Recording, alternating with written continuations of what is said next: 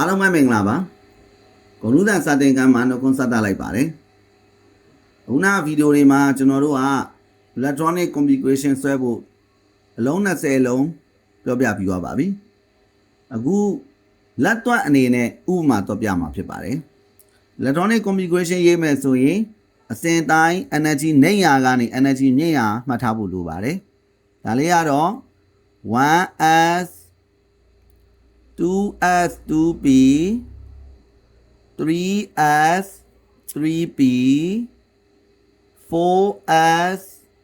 3d 4p စသည်ဖြင့်အစဉ်တိုင်းမှတ်ထားမှာဖြစ်ပါတယ် 1s 2s 2p 3s 3p 4s 3d 4p s မှာနှလုံးစမ်းပါတယ် electron နှလုံးစမ်းပါတယ် p မှာ electron 6လုံးစမ်းပါတယ် p အမျိုးအစားက electron 6လုံးစမ်းပါတယ် d ပတ်လန်းက electron 10လုံးစမ်းပါတယ်ဒီထဲမှာကျွန်တော်တို့ဥမာအနေနဲ့စပြီးလွယ်ရာကနေခတ်တာလေးတွေလုပ်ကြည့်ရအောင် helium he2 helium he2 အတွက်နှလုံးထည့်ပါမယ်ပထမဆုံးပတ်လန်း 1s2 မှာနှလုံးထည့်ပါမယ် 1s2 ဒါဆိုရင်ကုန်ပါပြီ electron နှလုံးလုံးထည့်ပြီးသွားပါပြီအဲ့တော့1နဲ့ဆိုင်တာ1နဲ့ဆိုင်တာပိုင်း1နဲ့ဆိုင်တာကိုကြည့်2နဲ့ဆိုင်တာပိုင်း2နဲ့ဆိုင်တာကိုကြည့်3နဲ့ဆိုင်တာပိုင်း3နဲ့ဆိုင်တာကိုကြည့်4နဲ့ဆိုင်တာပိုင်း4နဲ့ဆိုင်တာကိုကြည့်ပါမှာဒါ valence electron ကြည့်မယ်ဆိုရင်1နဲ့ဆိုင်တာတစ်ခုပဲရှိပါတယ် 1s2 တစ်ခုပဲရှိပါတယ် 1s2 တစ်ခုပဲရှိတဲ့အတွက်ကျွန်တော်တို့က1နဲ့ဆိုင်တဲ့ 1s2 မှာ electron နှလုံးရှိတဲ့အတွက် valence electron 2ယူပါမယ်နောက်တစ်ခါ oxygen O8 အတွက်ဥမာလေးလာရအောင် oxygen O8 အတွက်က 1s2 နှလုံးပဲဖြည့်ရပါ8လုံးဖြည့်ရမှာပါ6လုံးကျန်ပါသေးတယ် 2s2 4လုံးဖြည့်ပြီးသွားပါပြီနံပါတ်2ကိုရောက်နေပါပြီ 2s2 4လုံးဖြည့်ပြီးသွားပါပြီဒီထိဆိုရင်နောက်ထပ်4လုံးကျန်ပါသေးတယ် 2p ထဲမှာဖြည့်ရမှာပါ 2p ထဲမှာကျွန်တော်တို့ကကျန်တဲ့4လုံးလုံးစမ်းပါတယ်ဖြည့်လိုက်ပါ p က6လုံးစမ်းပါတယ် 1s2 2s2 2p 4ဒါဆိုရင်အားလုံးပေါင်းကြည့်ရင် oxygen O8 အတွက်ရေးပြီးသွားပါပြီ valence electron အတွက်ဆိုရင်2ပါနေတဲ့အတွက်2မှာရှိတဲ့ 2s2 နဲ့ 2p4 နှစ်ခုကိုပေါင်း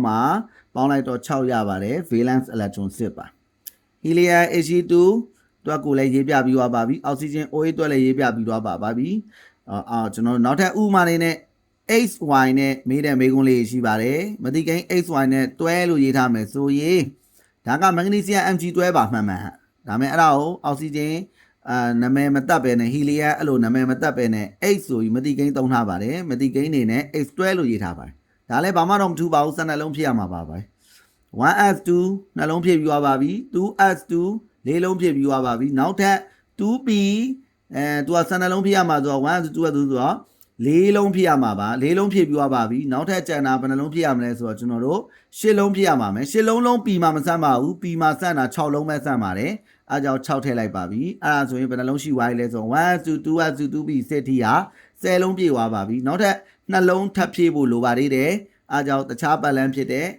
higher ပတ်လန်းဖြစ်တဲ့ 3s ထဲမှာဖြည့်ပါမယ် 3s ထဲမှာဘယ်နှလုံးစမ်းလဲဆိုတော့ s က2လုံးစမ်းမှာဖြစ်ပါတယ်အခုထပ်ထည့်ရမှာလဲ2လုံးပါ2လုံးဆိုတော့ကျွန်တော်တို့ 3s2 ဆိုပြီးထည့်လိုက်ပါအဲ့တော့ပြန်ပေါင်းကြည့်ပါမယ် 1s2 2s2 2p 7ထိဟာပေါင်းရင်10လုံး 3s2 ထဲမှာ2လုံးဆိုတော့အားလုံးပေါင်း12လုံးမှာပြီးပါပြီ3နဲ့ဆိုင်တဲ့ပတ်လန်းတစ်ခုပဲရှိပါတယ် 3s2 ပါ 3s2 မှာ valence electron နှလုံးရပါတယ်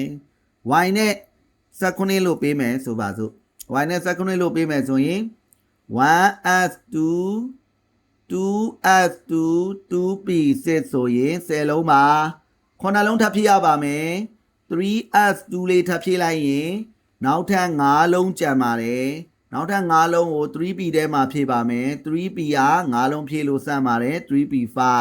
ဒါဆိုရင် 1s2 2s2 2p6 က10လုံး 3s2 3p5 က9လုံးပေါင်းရင်18လုံးပြည့်ပါပြီ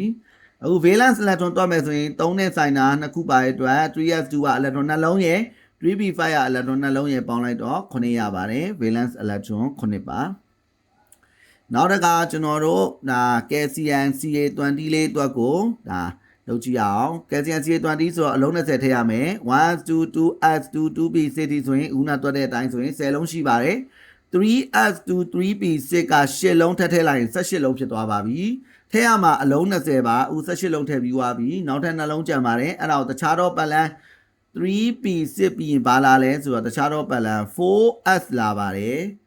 အစောကြီးကလည်းအစဉ်တိုင်းပြောထားပါတယ်တစ်ချက်လောက်ပြန်ကြည့်ပါ 1s2 2s2 2p6 က10လုံး 3s2 3p6 က18လုံးပေါင်းတော့18လုံးရနေပြီအလုံး20ပြည့်ရမယ်နှလုံးလိုတယ် 4s ကိုခေါ်လိုက်ပြီး 4s ထဲမှာနှလုံးထည့်မယ်အဲ့ဒါအလုံး20ပြည့်ပါပြီ 4s နဲ့ဆိုင်တာတစ်ခုတည်းရှိတဲ့အတွက်အဲ့ 4s 2မှာထည့်ထားတဲ့ electron နှလုံးကိုပဲ valence electron 2 ယူပါပဲနောက်တစ်ခါ proton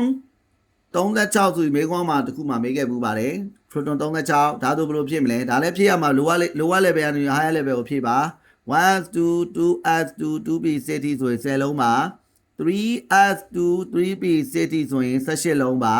4s2 t ဆိုရင်အလုံး20ပြေးသွားပါပြီ36လုံးဆိုတော့ထပ်လိုပါသေးတယ် 4s လာပြီးသွားရင်လာမဲ့ပတ်လန်း 3d ဆိုတဲ့ပတ် 3d ဆိုတဲ့ပတ်လန်းတော့ကျွန်တော်တို့က d ပတ်လန်းမှာ10လုံးစမ်းပါတယ်အခုဒီအလုံး20ထည့်ပြီးသွားပါပြီ36လုံးထည့်ဖို့အတွက်နောက်ထပ်10လုံးကို d ထဲမှာထည့်လိုက်ပါမယ်ဒါဆိုရင်အလုံး30ဖြစ်ပါပြီနောက်တစ်ခုတတိယမှာ 3d ပြီးလာမဲ့ပတ်လန်း 3d ပြီးလာမဲ့ပတ်လန်း 4p ပါ 3d ပြီးလာမဲ့ပတ်လန်းက 4p ပါ 4p ထဲမှာကျွန်တော်နောက်ထပ်လိုတဲ့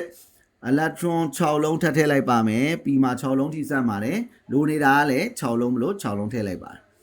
အဲဒါဆိုရင် 1s2 2s2 2p6 က10လုံး 2s2 2p6 က18လုံး 4s2 ပါပါတယ်ဆိုရင်အလုံး20 3d တန်းထိကအလုံး30ဒီ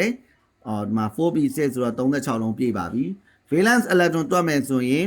4s က4နဲ့ဆိုင်တဲ့နှလုံးရယ် 4p6 တဲက6လုံးရယ်ပေါင်းလိုက်တော့2 6ပေါင်းတော့8လုံးမှာ valence electron 8လုံးရပါတယ်